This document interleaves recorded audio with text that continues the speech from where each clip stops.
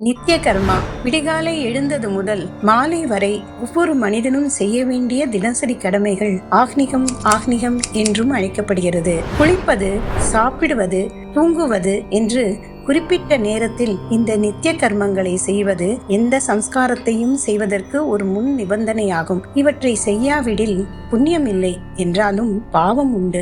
நைமித்திக் கர்மா பண்டிகைகளின் போது பூஜை, சிறப்பு வழிபாடு, பகவத் ஆராதனை மற்றும் குடும்ப உறவுகளின் பிறப்பு இறப்பு நாட்களில் செய்யப்படும் கர்மங்கள், ஏகாதசி கிரகண காலங்களின் போது செய்யப்படும் தர்ப்பணங்கள் போன்ற அவ்வப்போது நிகழும் நிகழ்வுகளின் போது செய்ய விதிக்கப்பட்ட கர்மங்கள். இந்த கர்மங்களுக்கு விசேஷ பலன் உண்டு. காமிய கர்மா சிறப்பு ஹோமங்கள், பிரார்த்தனைகள், தியானம், தவம் என குறிப்பிட்ட ஆசைகளை நிறைவேற்றுவதற்காக செய்யப்படும் கர்மங்கள்.